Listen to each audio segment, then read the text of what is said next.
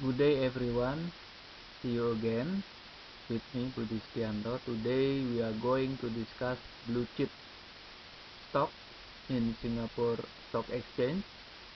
All valuation and analysis done through stock valuation calculator. Today we will pick top 15 blue chip stock in Singapore Stock Exchange from various industries. Next, there is the list of the 15 companies classified as a blue chip. We make a mark in background blue, yellow and green. So this is showing you the historical market capitalization from 2011 until today. From the 3 years historical market capitalization, we see and we make a ranking from the smallest growth until the highest growth. So gray background is it the list of the company with growth less than 1%. There are four company: Wilmar, Golden Agri Resources, Genting, and Singapore Airlines. And the highest growth placed by two company, Global Logistic Properties and Keppel, with a growth above 38%, and the highest is Keppel, 45%. Next, we see the prospect of the intrinsic value or the true value of this company, of the 15 companies. We in our chart here, in our table here, we make a translation of PH, meaning the intrinsic value high band, from historical in the last 3 years, 2011 until today, and then we come up with the growth, the average growth of the valuation or the intrinsic value historically. We compare with the price today, and then next we compare value and the price, and we get a delta. The last column is the revenue growth, average revenue growth that we project in the last 3 years, compare with the industry average growth. From this table, intrinsic value high band, we check with the delta. So any number above 100% consider still undervalued, because we compare value to the price. So that means value above the price, and the price has a chance to grow. Out of this list of 15 companies, only 4 companies we mark in red: Singapore Airlines, Singapore Technology, Wilmar International, and Genting. 4 companies considered under our valuation method are already overvalued, or price is above the value. Next, we have also intrinsic value in the lower band, LH, from the last 3 years. The same column, the same table as before, we have average growth of the valuation of the intrinsic value. We compare with the price, we come up with the differences or delta between value and the price, and then revenue growth. From the intrinsic value low band, we only get 3 companies which value still above the price, or price still under value, which is OCBC, DBS Bank, and Fraser and Neff. Next, we're going to get more deeper on how we come up with the intrinsic value under our stock valuation calculator method. So basically, we take out the official report, quarterly financial report released by, there is a typo, it is not KLSE but SGX, and we also take out from the company website. From there we get profit and loss, cash flow, balance sheet, and auditor's note. From there we come up with the free cash flow from the profit and loss statement, and also some of the cash flow. And next we'll get out of that surplus or deficit of the balance sheet. In the free cash flow side, we project for the next 10 years by using the top line growth compared with industry average, compared to industry average growth, and we use the risk-free parameter, government bond yield, and from there we process and come up with the 2 different values, high intrinsic value and low intrinsic value. From that value, historically, we can display in this chart. We pick one company, FNN, in the last 3 years. So the display can be more comprehensive if we can display based on quarter. So the dot of each line, if we use the last 3 years history of the value, we can get 4 dots from each year. So altogether we have 12 dots based on quarterly basis.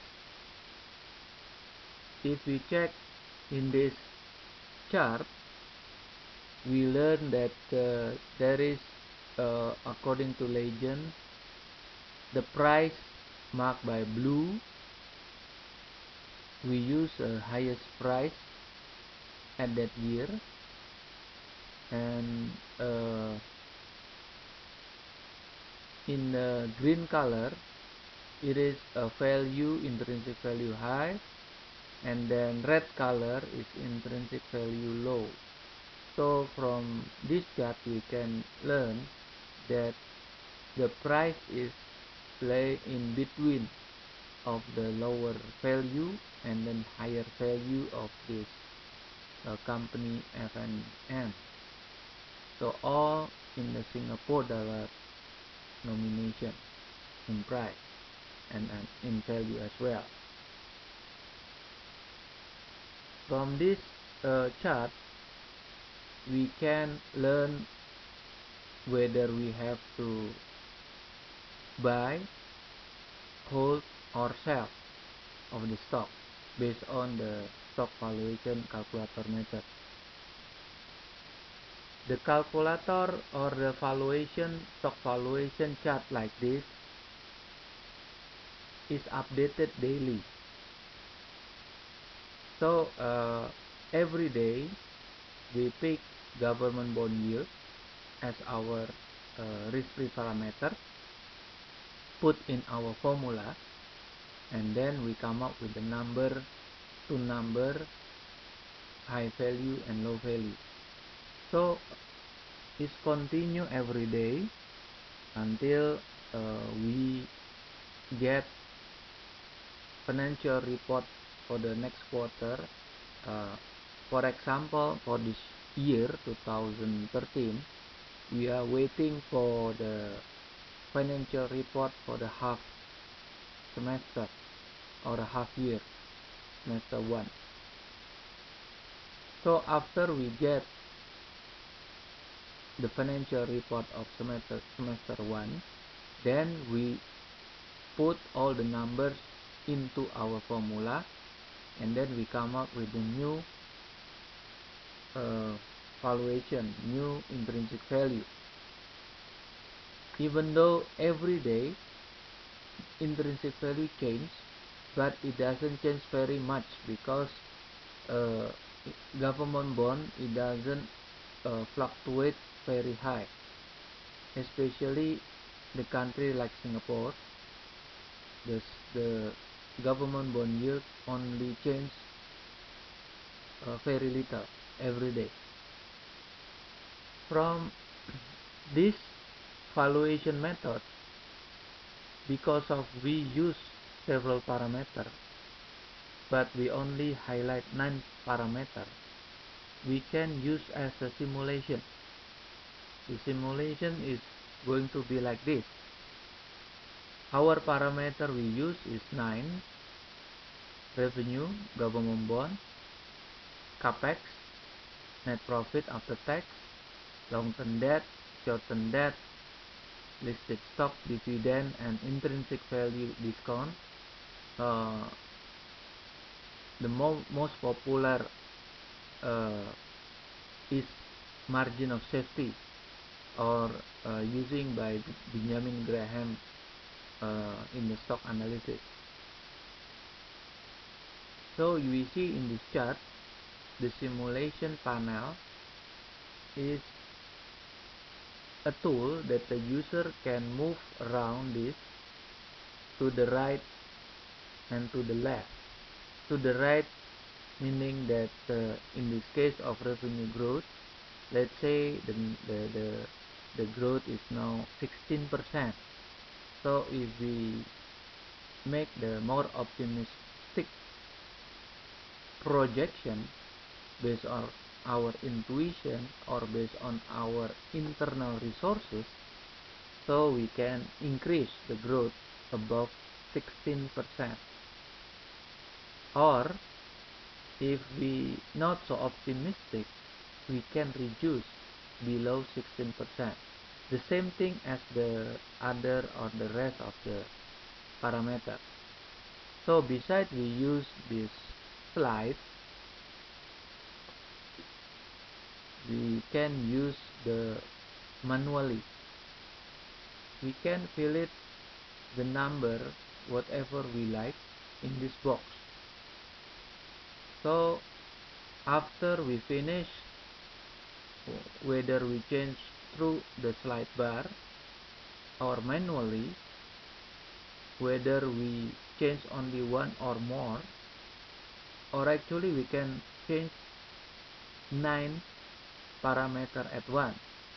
And then after we finish, we can simulate now and then change the number. Of course, they will change the display of the chart.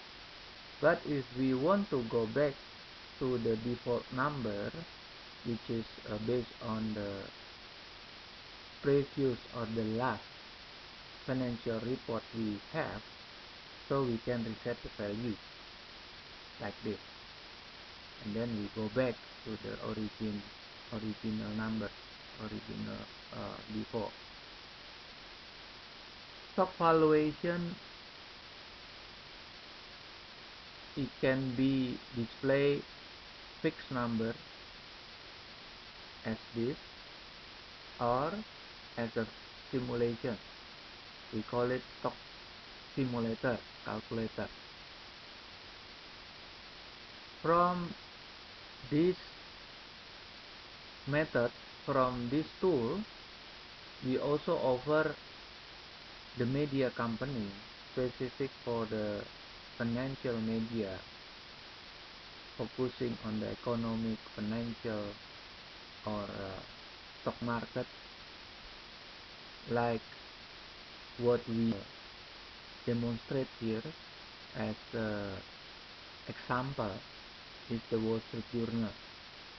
We pick this as our example modification of the current Wall Street Journal chart or the Wall Street Journal media.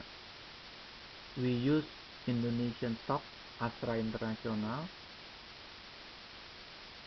So our stock valuation we put here beside the technical analysis or price chart. And the next information is about the latest price, gain or loss of the chart, and everything about the company information that usually already in this kind of media. But our stock valuation is now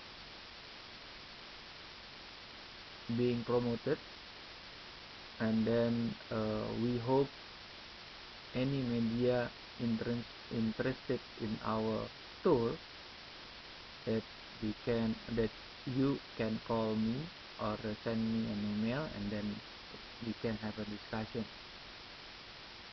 Next, we'll check several companies in the blue chip stock in the Singapore Stock Exchange, especially with the two extremes, the highest growth or the lowest growth, whether in the market cap or the fundamental value.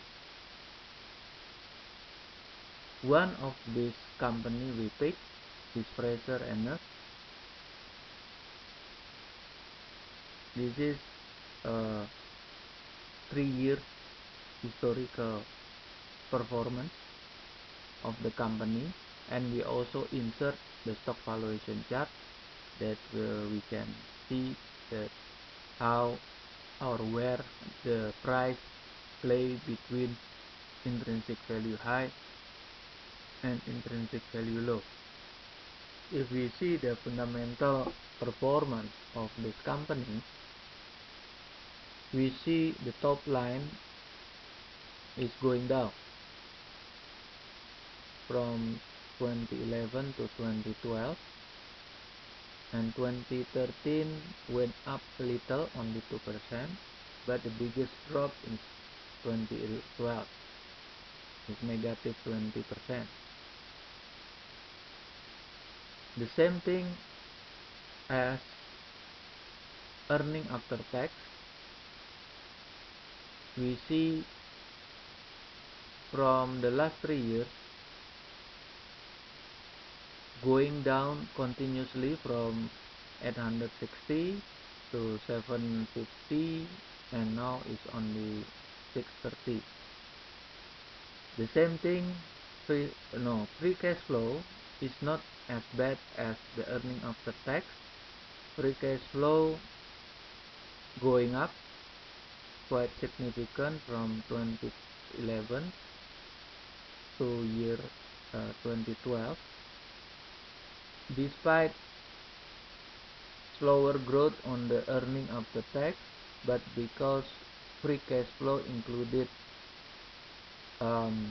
non-operating income and non-operating expenses like depreciation, amortization, interest, and capital expenditure.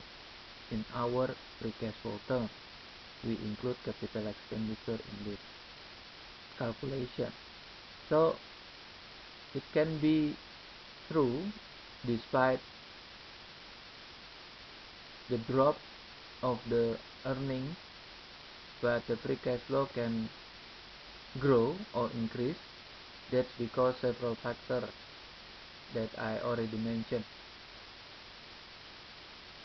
But free cash flow is at the end of or at the later years, 2013 went down. If we see the net current asset, it's going up quite significantly, and then the value of the debt is also went down.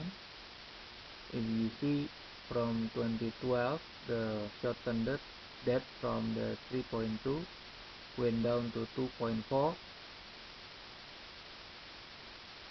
This is quite significant in the surplus of the balance sheet. In the last 2 years, 2011 and 2012, the balance sheet always negative or deficit, and year 2013, balance sheet positive or surplus 2.3. If we see the return on equity, there is a significant drop from 23% down to 6%. There is a question mark. Of course, is return on equity is because the return we use, this is the bottom line, earning after tax compared to equity. Equity may grow, but earning after tax in this case is reducing.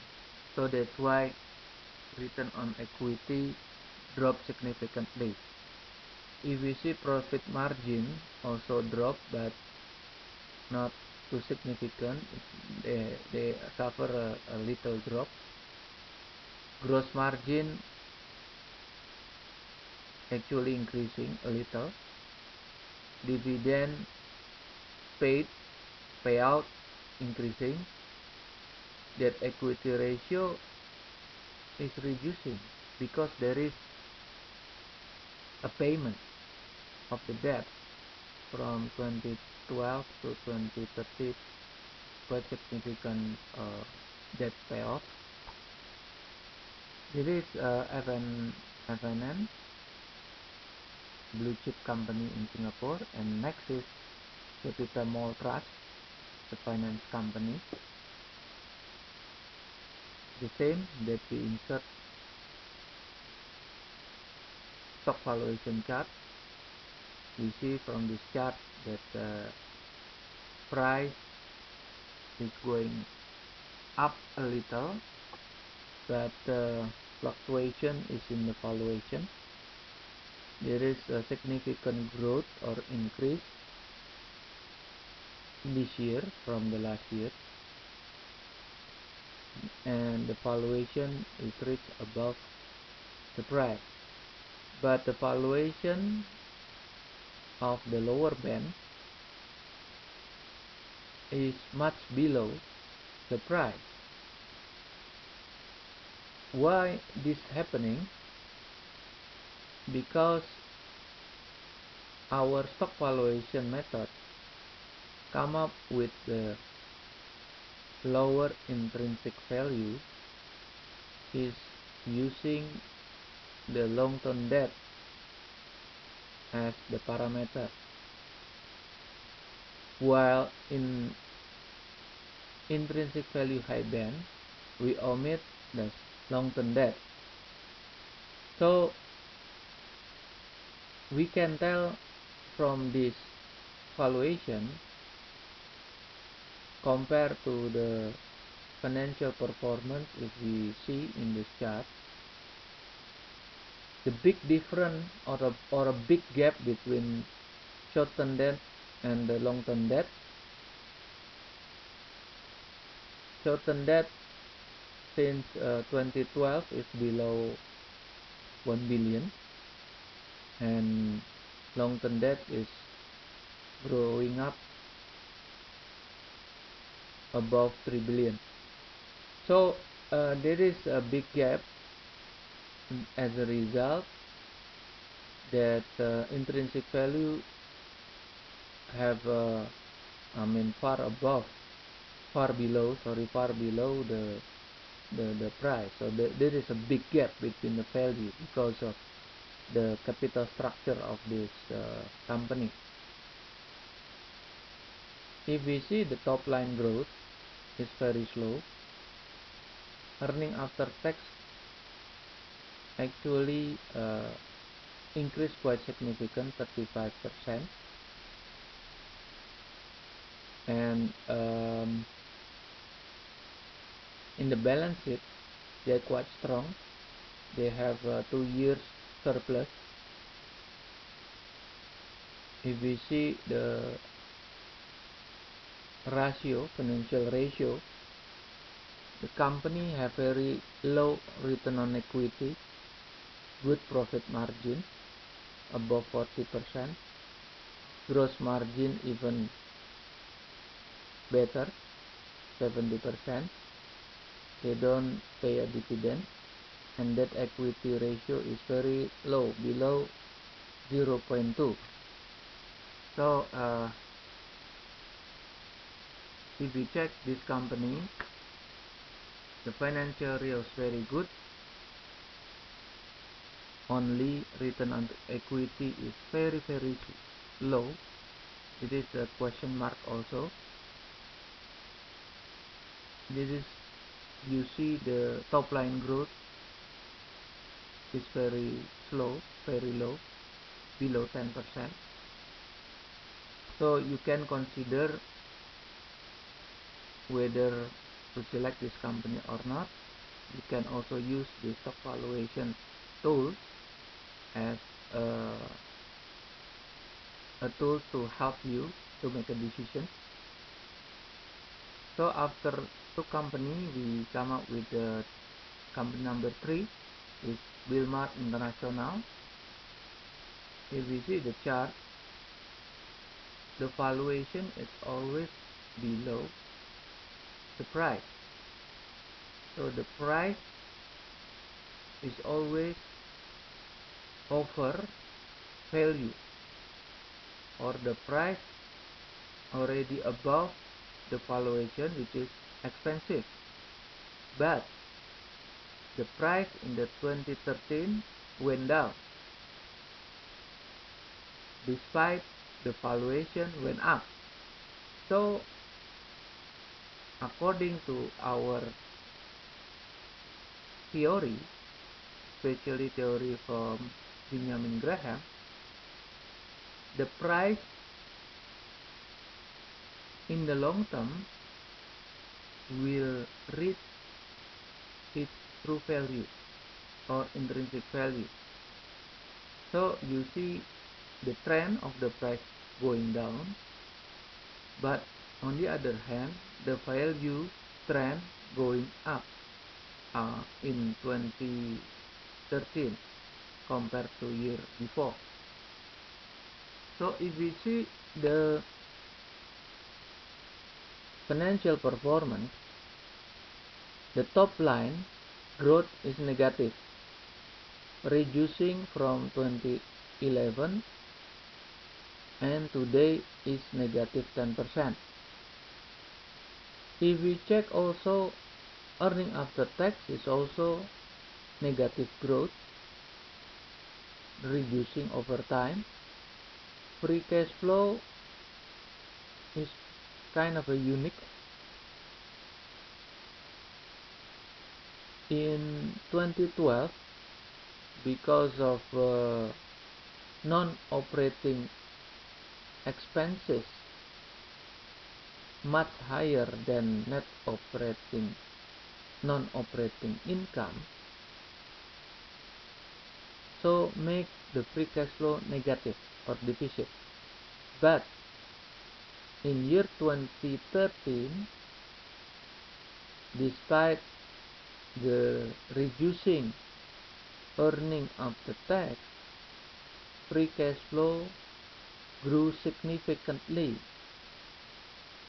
This Again, several factors: capital expenditure reducing, increase in depreciation, amortization, and interest, and other non-operating income. If we see this capital structure, they employ huge short-term debt and much lower long-term debt. So if we see the ratio, return on equity is dropped from 24%, today only 8%. Profit margin is always small, below 5%. Gross margin also small, below 10%. Debt equity ratio is above the benchmark 1.0, is almost 2.0. So this company, because top line and bottom line having negative growth, despite the free cash flow fluctuate quite unique, and other ratio is below standard or below the benchmark, so you can tell by yourself which is good to collect this stock or not. Next is Golden Agri Resources, Indonesian-based company listed in Singapore Stock Exchange, running the CPO businesses. If we see the valuation chart, the valuation is start to grow, reach the price since 2012, but lower value of intrinsic value is huge gap from the high value. If we see the financial performance, revenue or the top line went down continuously. Earning after tax even worse. If we see between 2012 to 2011 and 2012, from 1.2 drop to only 400. It's quite significant. So earning after tax only 30% in 2012 compared to year before. In 2013, earning is not improving very much. It only have a slight improvement. But if we check free cash flow, is quite unique the other way around. Earning after tax in year 2011 is 1.2 billion, but free cash flow is deficit. But when earning after tax drop until 30% only, free cash flow going up to 120. Again, this is the component inside free cash flow valuation: depreciation, capex, and other non-operating expenses, non-operating income, like differences in the foreign exchange, revaluation of the asset, revaluation of the inventory, and etc., or selling a fixed asset. So if we check the balance sheet, it's very clear that working capital is negative. If working capital negative, so the liquidation must be negative also, must be deficit. So if we see the financial ratio, the same. Return on equity dropped significantly from 30% to only 5%. Profit margin from 21% only left 7%, 8%. Gross margin is not hit significantly, only dropped a little. But the most important thing is the bottom line. Debt equity ratio, even though is maintained still good, below or the about industry average, the benchmark is the good company is having that equity ratio 0.5. So from this presentation, we hope you can learn something, and then you can add more tools and your decision to buy and sell stock in Singapore Stock Exchange. Okay, ladies and gentlemen, that we finish up today, and see you with me in the other presentation. Thank you.